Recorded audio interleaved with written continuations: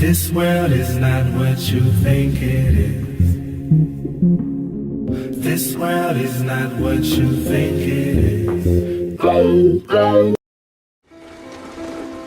Bill's gonna kill me.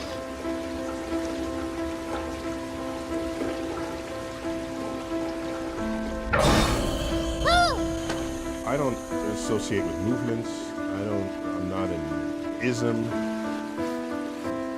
I think for myself. Yes, please. The moment once someone attaches you, Sweetie, my brother's my best. are you atheist? In bed, sick. Okay. I'm constantly claimed by atheists. I find this intriguing. I'm not supposed to take stuff from strangers. And that's not the way to have a conversation. I'm sorry, it's not. I'd rather we explore each other's ideas in real time. I didn't create the wiki page, others did, and I'm flattered that people cared enough about my life. And I said, what's up with that?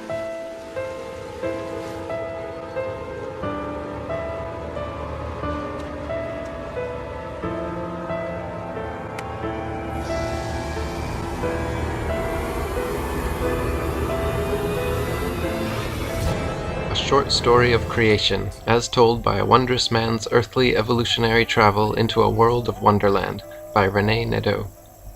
We find ourselves in an era where no one has much time to read books, so I've made this a short but powerful, often with great tribulation, account of my life's educational journey. I hope my story will successfully demonstrate how I, as well as the reader, from shortly after our arrival on Earth, have been deceived. If you may be looking to determine just how the wool was pulled over all of our eyes, as goes the cliché, be careful what you look for, as you just may find it. This could possibly be the most important story you will ever read at any point in your lifetime. In a world we've been so conditioned to trust and accept, without exception, most, if not all, might believe that this could ever happen to anyone, let alone that it may have unknowingly happened to them. If you decide to begin this ride, I would please ask that you take it all the way to the end. Mind-opening information is inside that your life depends upon, and it's not anything you'd expect. Okay, let's begin this ride into that beautiful sunset on the horizon. Chapter 1. Dreaming in Wonderland. I was tucked into my bed on this warm June night, very relaxed, AC on high, with my feet, as most always, resting on a hot water bottle. Anyone who hasn't tried this is truly missing out.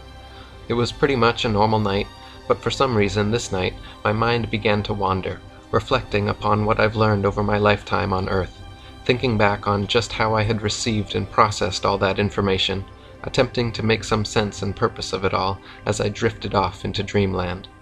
As my mind reflected back, I became more relaxed. I recalled that in the beginning, learning, it's theorized, somewhere around 14 billion years ago, the universe was created by a Big Bang event. Apparently, a whole lot of nothing somehow came together, becoming so dense reportedly it could fit on the head of a pin, and with this convergence causing so much pressure or energy that it exploded everything into existence, with a Big Bang creating our ever-expanding and still-evolving universe. There's a TV sitcom called The Big Bang Theory, where I've witnessed a whole lot of nothing coming together, creating this TV program. School educated me that we live on planet Earth, the third planet from the Sun, with Earth's age estimated at 4 billion years old. There's also a TV program sitcom, Third Rock, named for our planet. And that our planet is still forming with its 7 continents continuously shifting on tectonic plates, floating on beds of molten rock, with Earth's core believed to be a huge round ball of molten nickel, with oceans created by giant comets impacting the Earth over billions of years, delivering trillions of gallons of water and filling the seas. From as early as I can recall, I took great interest in all history, especially yearning for answers of just how we all came into being.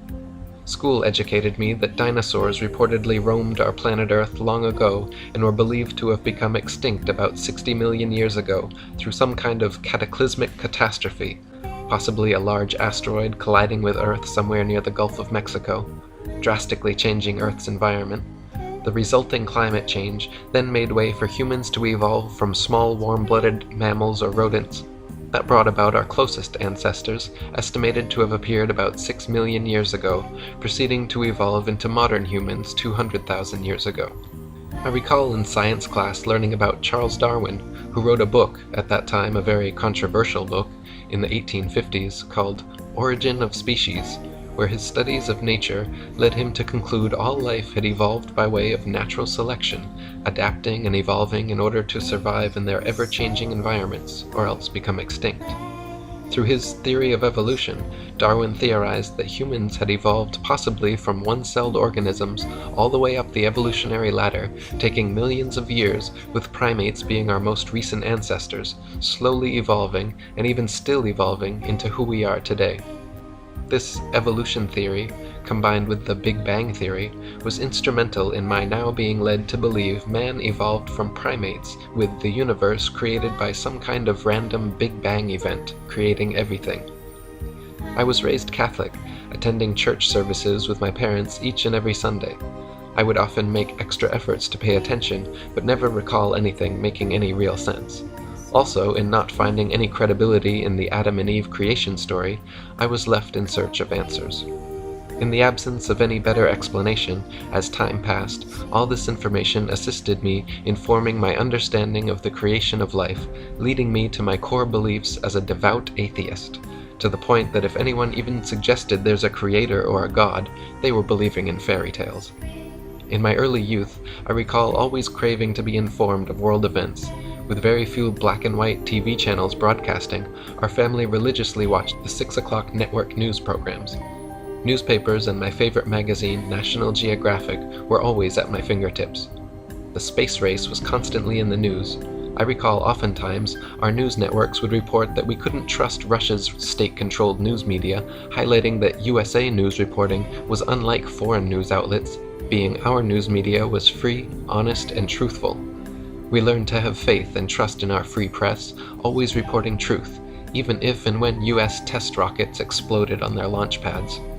I have a memory of being in first grade as the teacher wheeled in a huge black and white TV. Having a TV in school was a big deal, not something I'd ever seen in school before.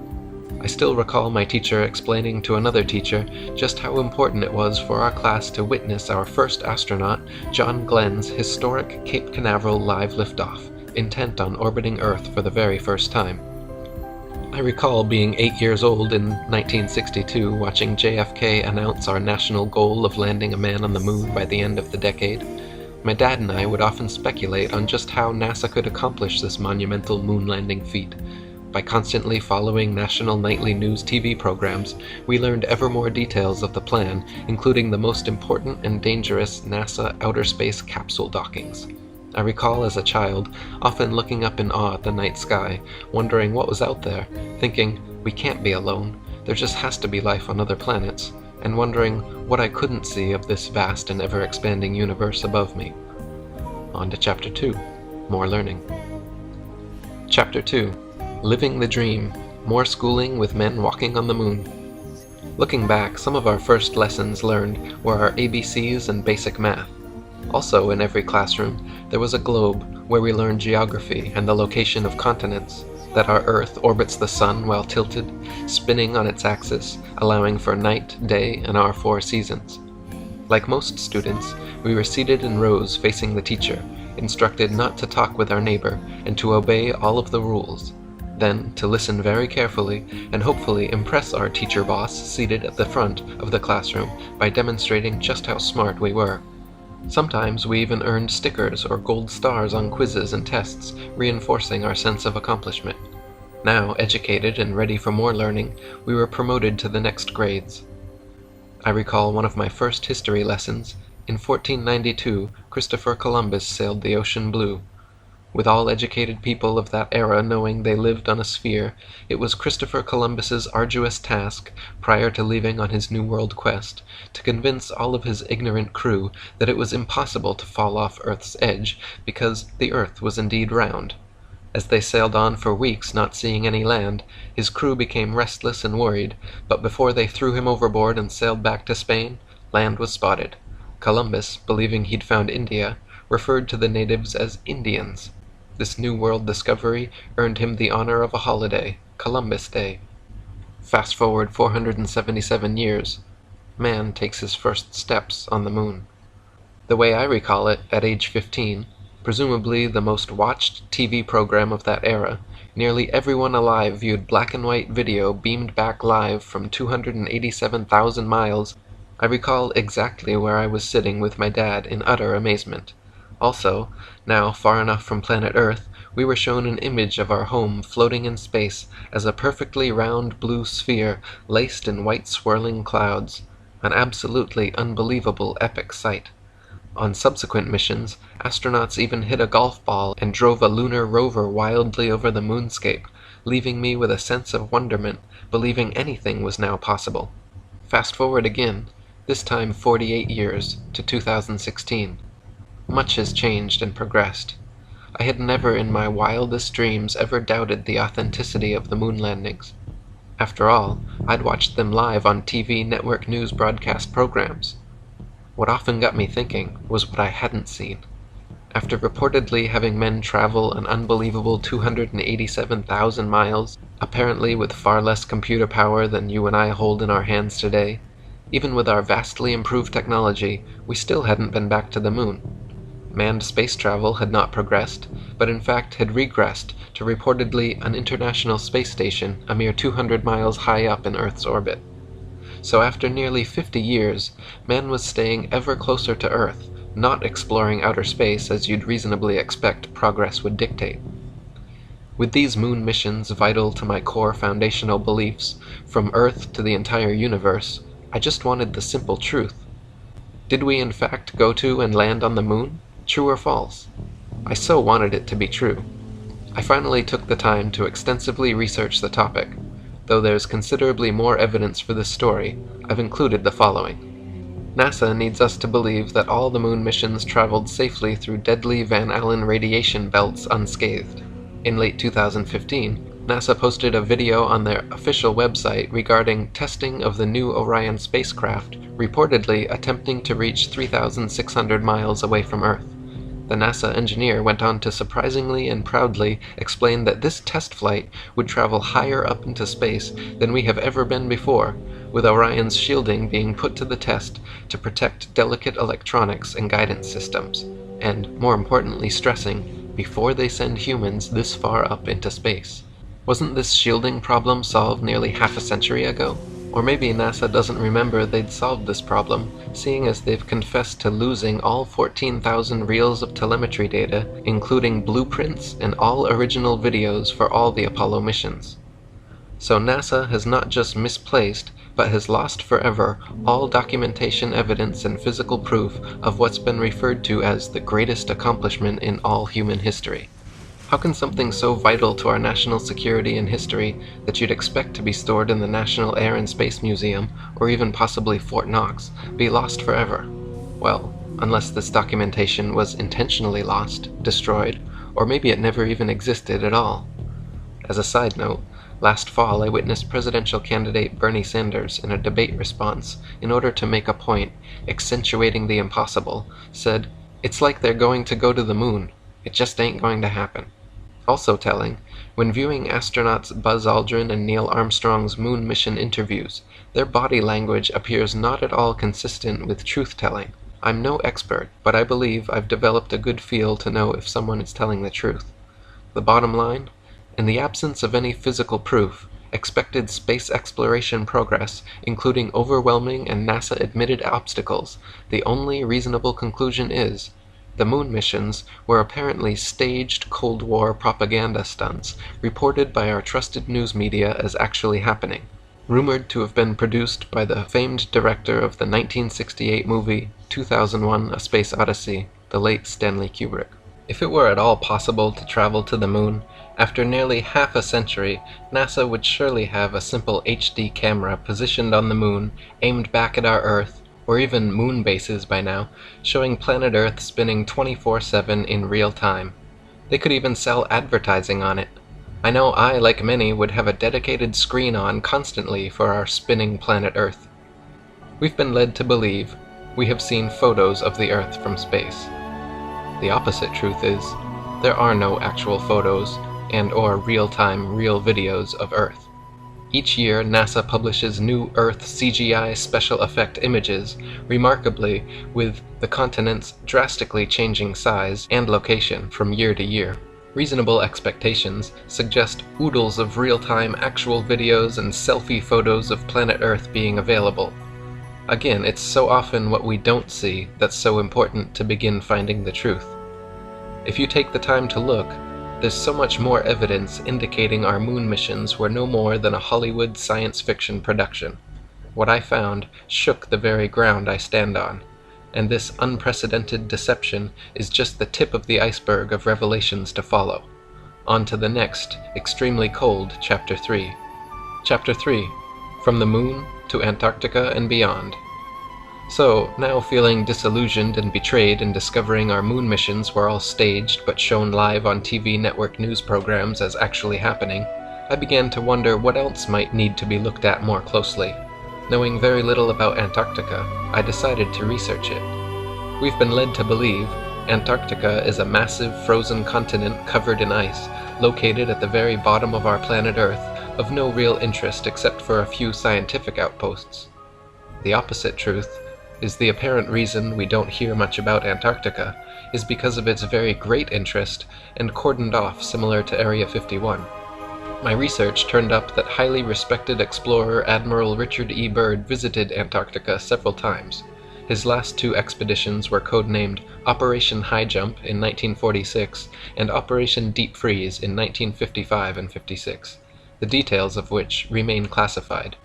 Upon his return in 1956, he happened to do a live television interview, presumably under national security restrictions, and briefly went on to say Antarctica was the last great bastion of untouched natural resources, such as coal, oil, and other valuable elements.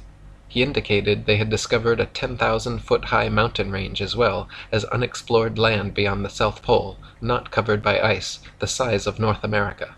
These discoveries were quite astonishing. Admiral Byrd died at his Beacon Hill, Massachusetts home of a reported heart ailment in 1957, somewhat mysteriously. Antarctic exploration reports. There are none.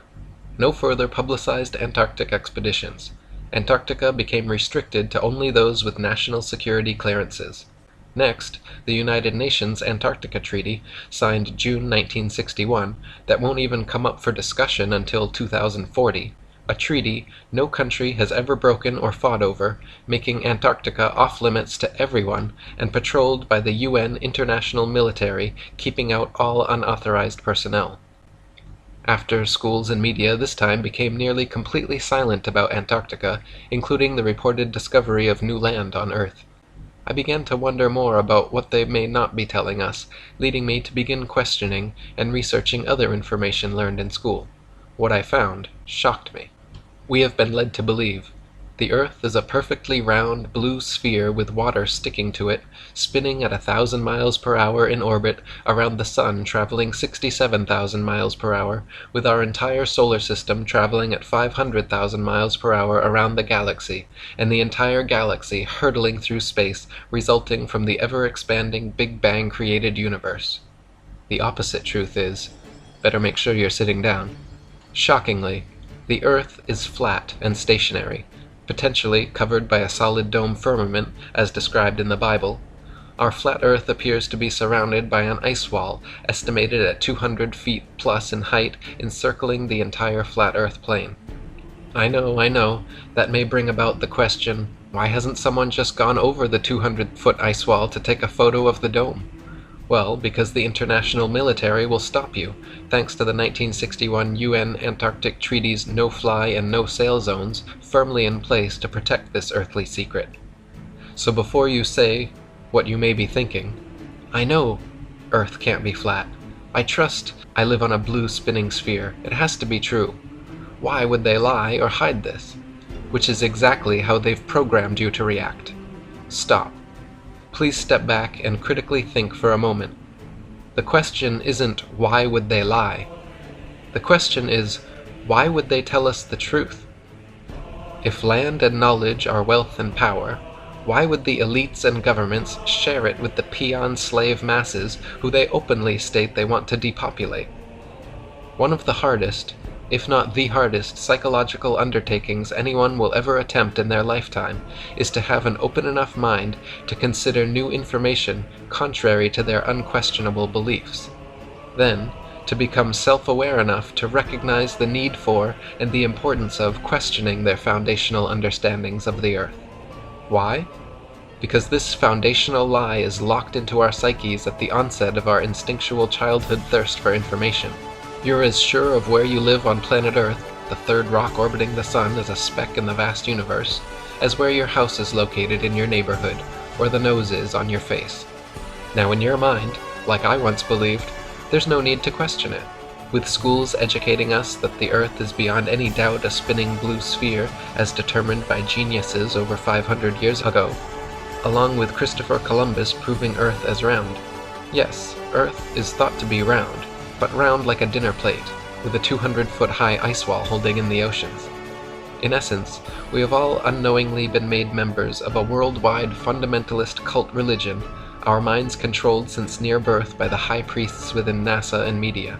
We are educated into believing this is an unquestionably true fact, more than just about any other fact of life, that our Earth is absolutely, positively a spinning round globe, and trained also to know that anyone questioning this unquestionable truth is a total fool for dismissing the obvious.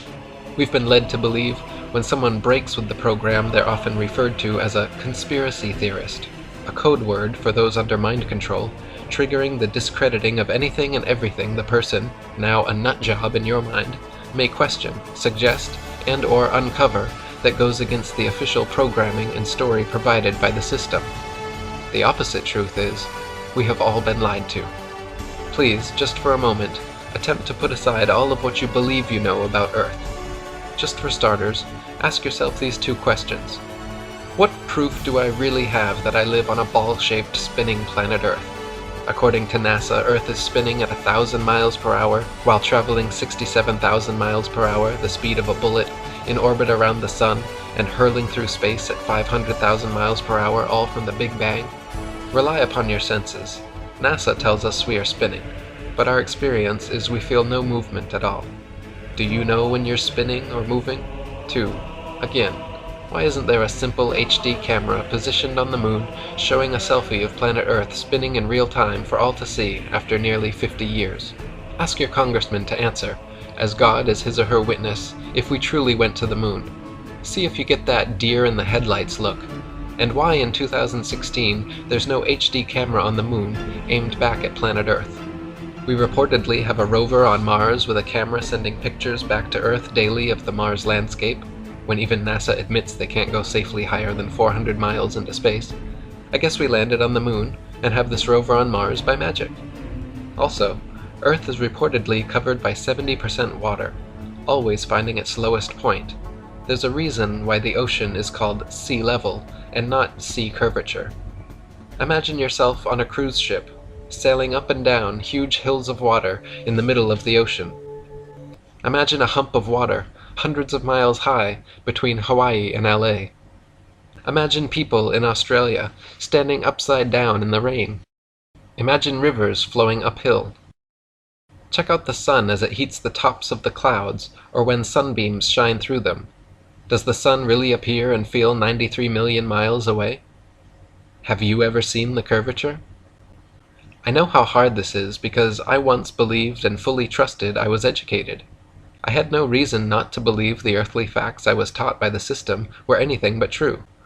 I know for sure at one time in my life I'd surely have chuckled at any suggestion by anyone that Earth was anything but what you and I were programmed to believe as children. Another thought you may have is, what good does it do to me to know that the Earth is flat and not a spinning ball? If you keep reading, you'll find out just how extremely important it is for you to know where you live, and why this secret is so important that it remains a secret. On to Chapter 4, My Mental Illness Identified. Chapter 4, Global Mental Illness. I've recently and proudly been able to self-diagnose one of my mental illnesses, and I'm happy to report with self-therapy I'm on my way to a full recovery. Flat versus spherical Earth, I believe, is a form of widespread global mental illness, contributing to declines in everyone's overall health. As an ordinary, critical-thinking human being, I have come to the conclusion that this mental illness should be identified as round earth-taught anal retention disorder syndrome, or simply retards, as determined by evidence that retarded my own eyes, preventing me from seeing the plain truth on the horizon, victimized by indoctrination experiences that all student inmates have been subjected to. If you feel the urge to dismiss what I've suggested about Earth, please keep in mind that it may be you, believing you're so educated, that it is you claiming to know everything, relying solely upon what the system that controls us told us. As indicated in my introduction, most, if not all, may not believe that this could ever happen to anyone, let alone that it unknowingly happened to them. But it surely did. It happened to all of us. You may be shaking your head, thinking that I must have lost my mind. The opposite truth is, I've recently recovered my mind, after unknowingly suffering for decades from full-blown retards, after putting trust back into my own senses and remaining critical thinking skills. Symptoms of full-blown retards may include dumbed-down, indoctrinated consumer debt slave, brainwashed, defending the very system of lies embedded in their minds since near birth that enslaves them, programmed to blindly trust all facts reported from a presumed trusted source as unquestionable truth, conditioned to ignore new information suggested by anyone that goes against their programming, even to go so far as ridiculing and ostracizing them. So comfortable and trusting of the system, they are unable to see any reason to seek out the truth about Earth. The bottom line, the retards in recovery is recovering from believing in fairy tales, much akin to a child in denial after finding out their parents were lying about Santa Claus. These early and formative years are crucial stages in understanding just how the world works, but now the child is forced to face the reality that their trusted parents lied to them. It's very traumatic, and not easy at any age when needing to reconsider a once believed undeniable foundational fact. I recall being in the first and second grades, witnessing children arguing about Santa Claus being real. The children who knew the truth would most always fail to convince others how they were being lied to. The children remaining unconvinced, dependent upon their parents for truth, with unwavering parental trust, would defend their parents and would no way believe those explaining to them their discovery that Santa was fake. Most children, I suspect, when first realizing the truth, were resistant to accepting that they were being lied to by their trusted parents, thinking, why would they lie? You may even recall similar childhood experiences in regards to Santa deceptions. Sadly, the vast majority continuing to suffer from full-blown retards are programmed so completely that they will refuse to even consider attempting to prove to themselves that Earth is truly a round spinning ball, remaining in disbelief as to why schools and media would ever lie to everyone about Earth. Well, for some of the same reasons your parents did regarding Santa, as a means of behavioral mind control, including other irrational motives, with a lie being a lie, no matter what the motive or how good intentioned. It's not your fault, as we've all been subjected to many widespread successful psyops in history. On to Chapter 5. Schools double down. Chapter 5. Schools double down on destruction of the nuclear family. Education is not education, but indoctrination that has been so artfully administered from near birth to nearly everyone. We are then kept distracted, trusting and dependent, so that in essence we are all bowing down to worship big government and corporations as our God and Savior. Our free public education school system creates an illusion of caring about your children's health and well-being, but in essence continues working towards dismantling the family dynamic. But why, you may ask? That seems crazy. Brief recap. Once everyone is believing we live on a spinning ball shooting through space at near lightning speeds, next is to teach children their existence is a result of a random Big Bang accident, created from nothing into something, and by sheer luck over millions of years to evolve into a chimp who one day came down from an African tree, learned to walk upright, made tools, lived in caves, then after more evolutionary changes and social tribulation, led us to our human civilization of today. You have been led to believe you are nothing special. After all, your ancestors are mere chimps, owing your very existence to an all-knowing system who medicates, vaccinates, and educates you about living on a spinning ball. The opposite truth is, Earth is of intelligent design, with each and every human an incredibly valuable creation living on a flat Earth plane. Human beings are absorbers of information that becomes a part of us.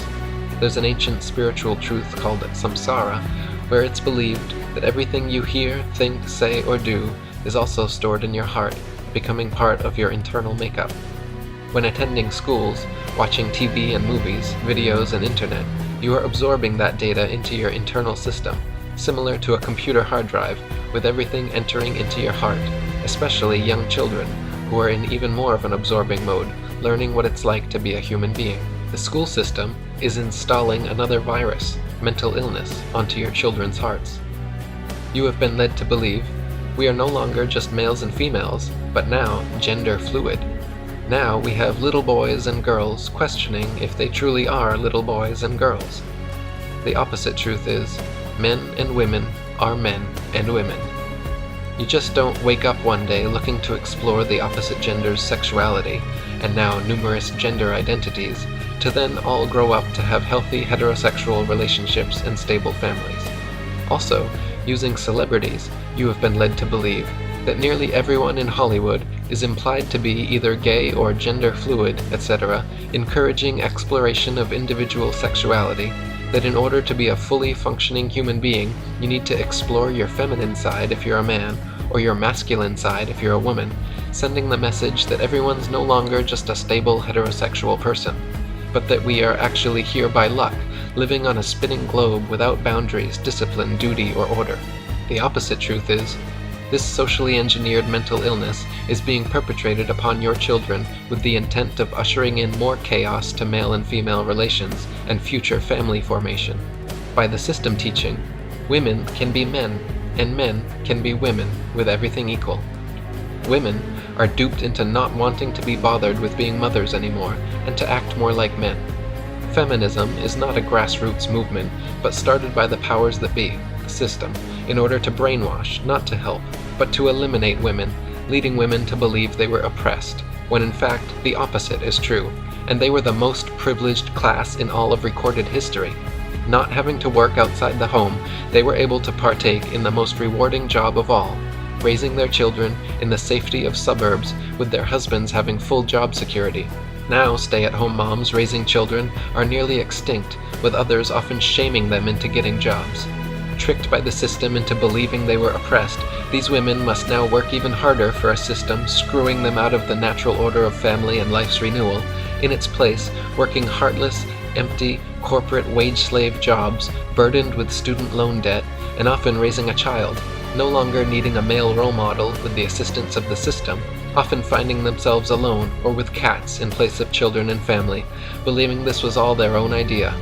They have no clue what hit them, but will defend the very system that now enslaves them, as their fertility expires, often ending up lonely, highly educated, brainwashed, highly medicated, highly in debt, depressed, expiring cat owners, with litter boxes to clean, duped again that they can do anything, only to find themselves having to do everything, ending up with nothing but cats rubbing against them and dogs humping their legs, sagging, fading tattoos, and a lifetime of rainbows of unnatural hair dye, the likes of scary circus clowns, of blue, green, red, and orange, unattractive to men, and more dates with Ben and Jerry, including Dr. Feelgood, in order to distract them from the reality of failure.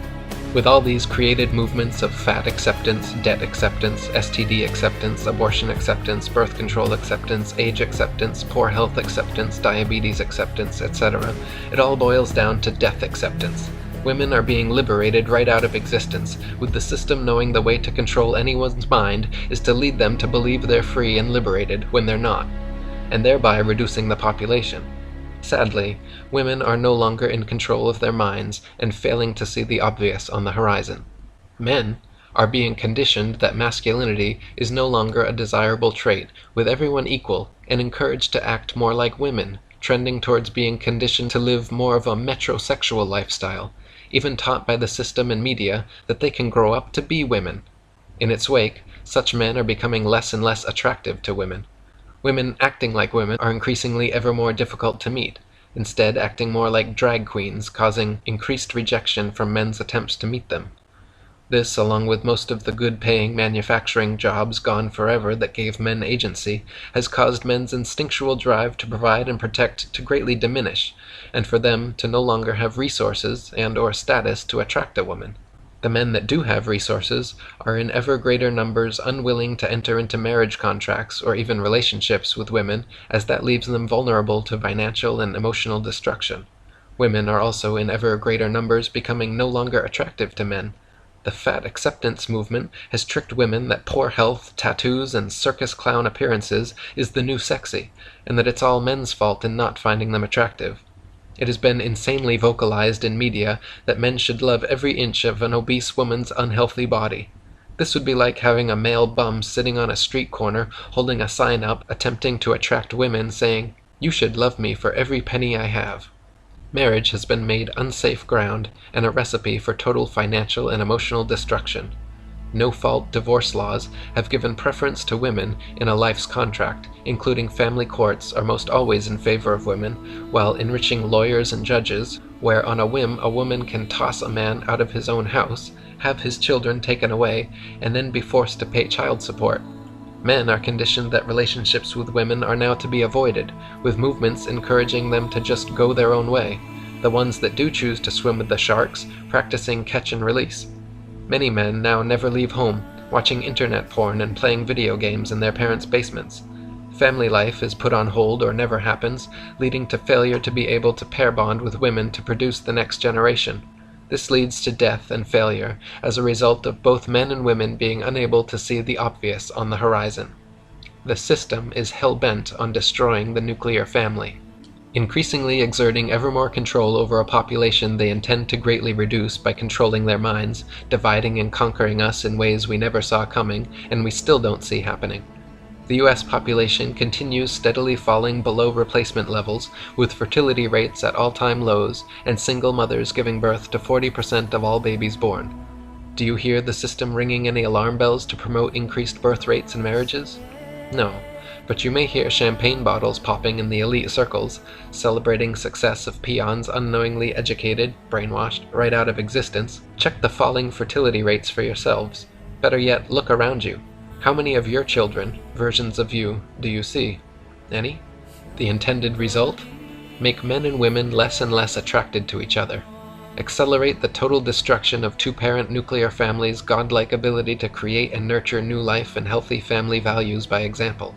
Socially engineer away a mother's job of teaching children how to love and a father's job of teaching them how to become adults. It is being dismantled in front of our eyes by a system molding children's thoughts and beliefs with insanely confusing messages and foundational lies.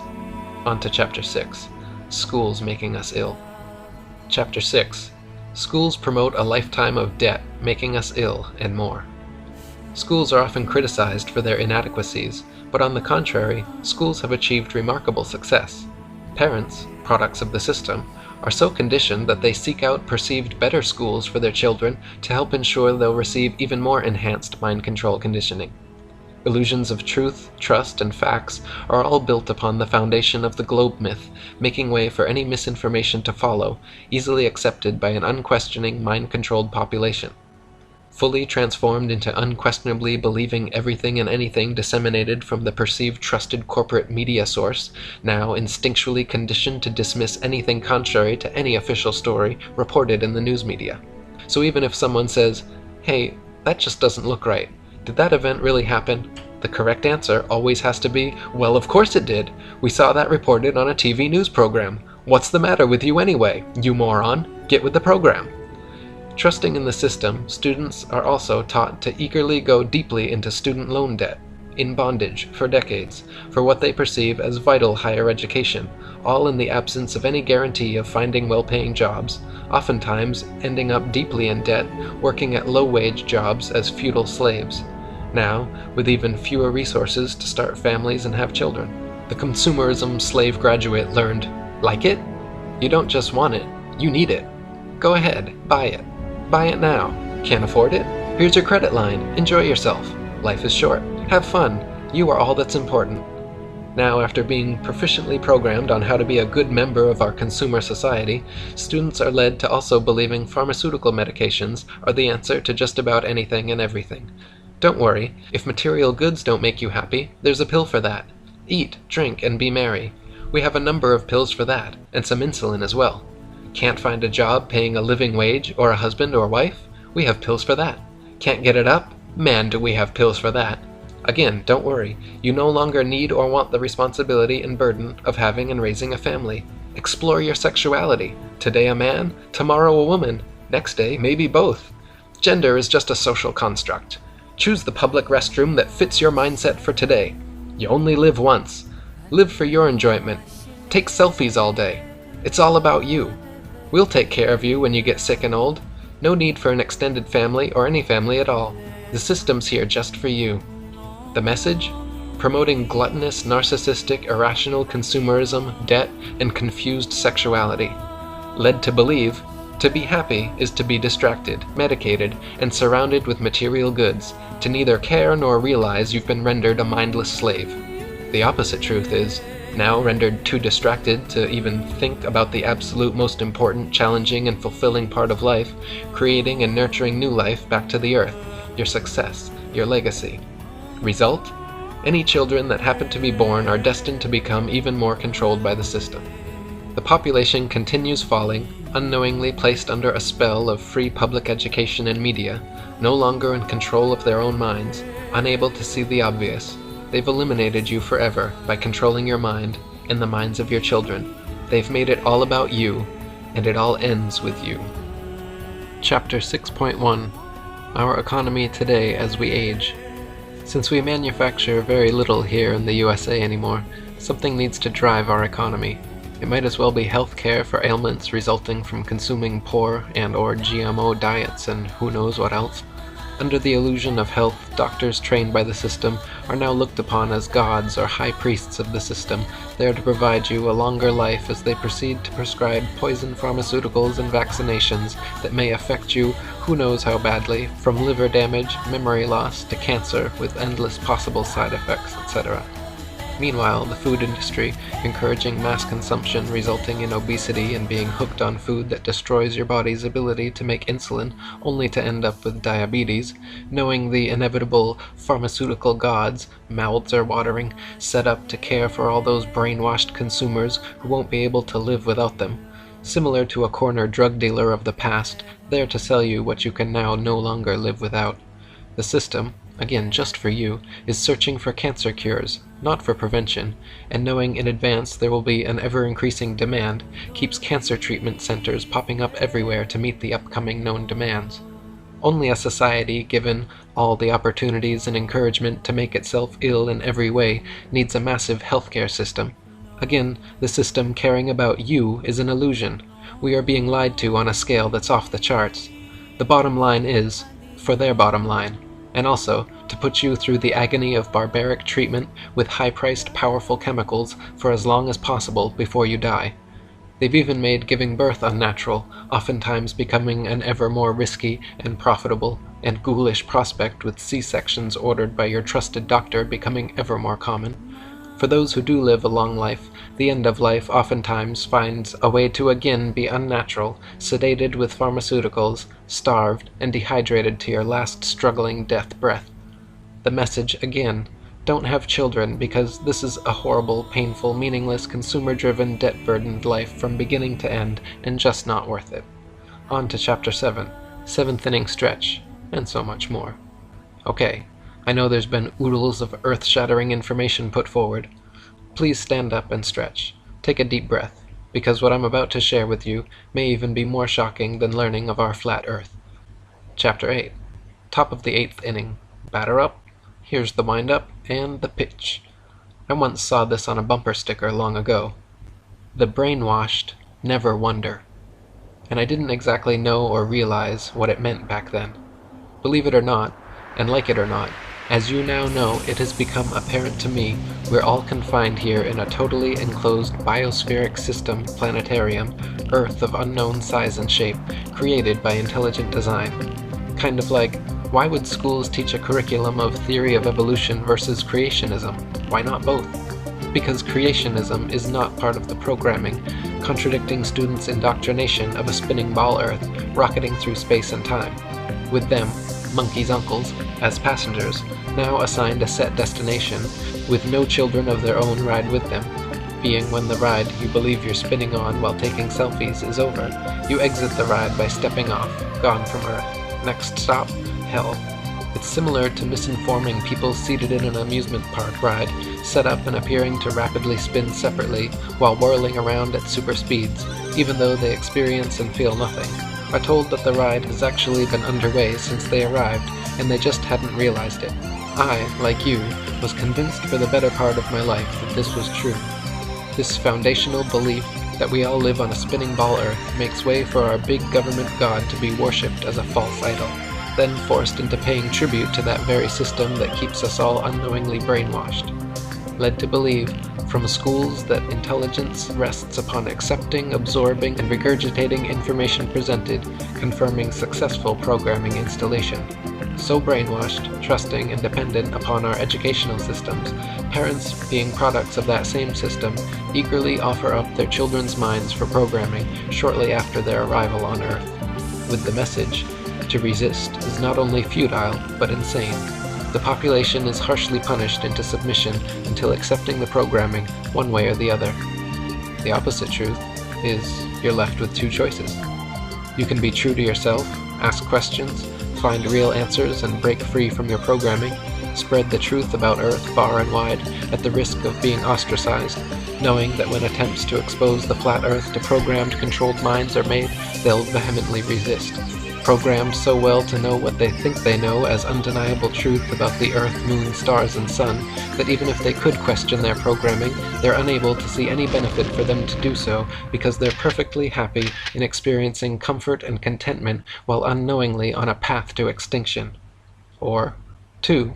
You can be true to yourself, ask questions, find real answers, and break free from your programming, seek out truth and meaning of our existence, for yourself only, sharing with a select few that may be ready and or deserving enough to begin to be deprogrammed, knowing that those who walk amongst you are mostly, hopelessly, brainwashed, with many doomed to ultimate life's failure, and living your life, continuing to seek paths to the truth about our Earth and Creator, while being a creator yourself by having as many children as you can support, teaching them to rise above all the lies, distractions, and temptations of consumer gluttony.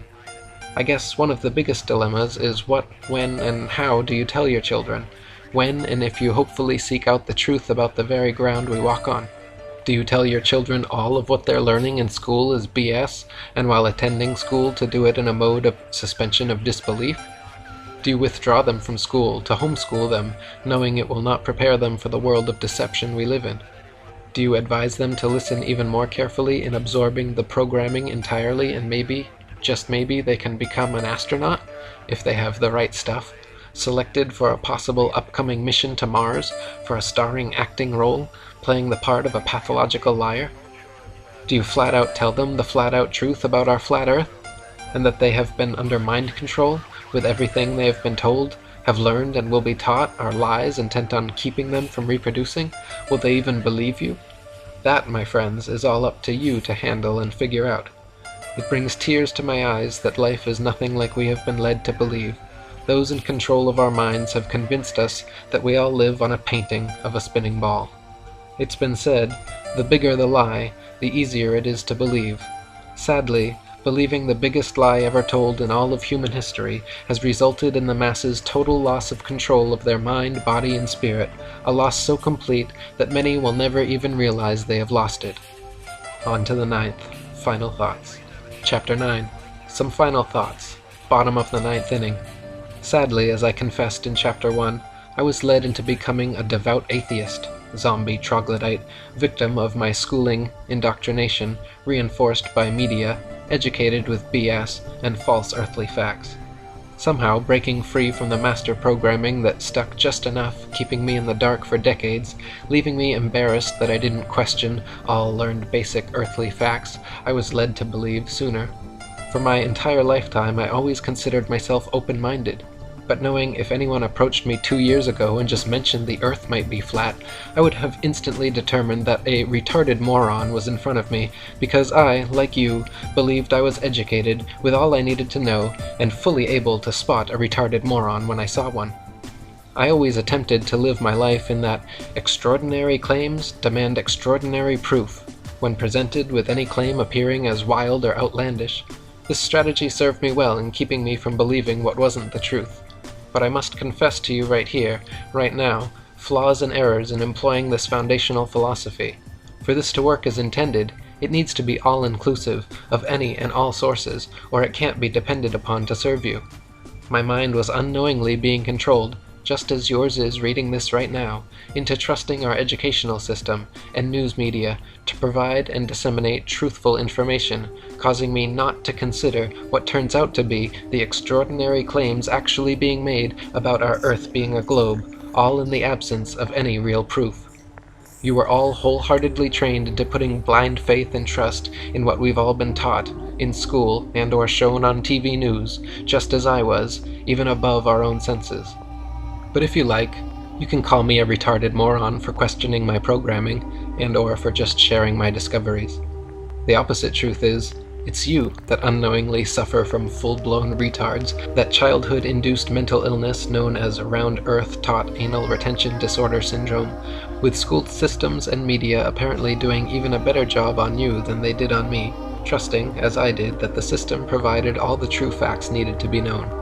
As indicated in Chapter 2, my journey began with just needing the truth regarding our moon missions, again reported as being the greatest achievement of all humankind, and finding them to be fabricated. Then I discovered the secrecy surrounding Antarctica, and lastly, evidence exceedingly well explained by Eric Dubay's YouTube videos demonstrating proof positive the utter impossibility that we're living on a perfectly round spinning blue marble hurtling through space. The more you desire and dig for the roots of your very existence and why we find ourselves in this game of life, the more you'll be amazed, being there's much more to this life than we've been led to believe, and sadly this desire is constantly and unknowingly being programmed out of everyone. Big government and news media has even made the word truth politically incorrect. Now anyone no longer under their mind-controlled programming are identified as truthers. Truth is not something anyone should be seeking. As in, get with the program, you moron. Only a moron would question the program's honesty and integrity. There's a notable quote in George Orwell's book 1984. In a time of universal deceit, telling the truth becomes a revolutionary act. Governments have no fear and no reason to fear any mass awakening due to their overwhelming programming successes. With generations of programming so hardwired, even if a prominent government official happened to appear on live TV announcing the Earth as being truly flat, overwhelmingly the masses would unquestionably know this retarded moron had lost his freaking mind. I've written my story for those with gut feelings that something's wrong, but are unable to put their finger on it, hopefully now intrigued enough to investigate it for themselves. I would hope you'd agree that the only one anyone can truly rely upon and trust is yourself. There's a saying often heard when people are talking with one another, I suspect to ensure that they aren't being led to believe and or left feeling gullible having believed something made up. It's, are you serious? Now that I've shared with you what I've discovered, are you seriously not going to stop and think about it all for a moment? When you are told you are something you're not, and you believe it, you are living somewhere you aren't, and you believe it. You are flying, spinning, when you aren't, and you believe it. You can be told anything after, and you will not disbelieve it, resulting in now believing you are a monkey's uncle, living on a spinning ball, rocketing through endless space. Sounds crazy, but that's what we've all been led to believe. Those who are educating you with foundational lies have motives for doing so. They are treating you similar to a farmer caring for his livestock, feeding them what he chooses, keeping them content, comfortable, and distracted until they live out their usefulness. Charles Darwin got one thing right. Through his observations, he concluded survival of the fittest as being the key to life, with only the smartest, most healthy, and especially those with the ability to adapt, giving birth to and nurturing the next generation, or else experience the cruel reality of unceremonious extinction, wiped from the face of the earth. Human survival of the fittest will be only for those who can adapt by discovering the foundational lies we have insultingly been led to believe. First by realizing they are being lied to, then the hows and whys, then adapting and taking steps to begin recovery in coming to realize that we are of intelligent design, with true success measured by the unity of a strong family with as many children as you can care for. Wait a second. I think I just woke up. Nope, maybe not. Am I dream writing? Still dreaming? Did I just say the Earth is flat? Or is it round? It just has to be. Did we land on the moon? Is Antarctica a continent? Maybe. So tired. Groggy. Just my head is spinning, but I'm not. Getting comfortable again on my side. Feet back on my hot water bottle. Thank you for completing my story about a regular guy believing he was educated. Attending school, he learned basic earthly facts, including those of the creation of life in the universe. Upon graduating, he experienced a great sense of accomplishment, believing he, along with everyone else, was also now educated. Only as a result of a dream did he later come to realize he truly knew nearly nothing about most everything. He had trusted that our news media would keep everyone honestly informed with real news and other important information, but as time passed, found the opposite had taken place, with countless presumed actual news reports being staged government propaganda, later to end up in history textbooks as actually happening. Ironically, those pulling the strings have scientists building machines that can think critically, AI, while school teachers are programming our children not to think, no intelligence, NI. One day, soon, presumably replaced with manufactured, soulless robots, allowing for even more control by those in control. Big government can't be trusted, with their greatest fear being a populace of well-informed, enlightened, strong spiritual souls uniting, fearing this unity of all the people on Earth will end their power they have over us to control us with lies. Again, the powers that be absolutely do not want us peons to have their same level of earthly knowledge. Able to see the big picture, they influence our minds to bring about their desired population reduction. I'll say it again for those who missed it. The system is providing you everything you need while making you comfortable for you to end your own legacy. You may ask, but why? I don't understand why. Well, because you're no longer needed. The progressive and rapidly approaching robot revolution is upon us, making the programmed and now significantly less intelligent human peon obsolete, slowly being programmed to eliminate themselves in order to save the planet they think they know they live on. Replaced with man-made soulless AI robots slaving for the elite, much more efficiently controlled surely to surpass human intelligence, and most definitely able to determine whether or not they're spinning on a ball 70,000 miles per hour, that humans could never figure out.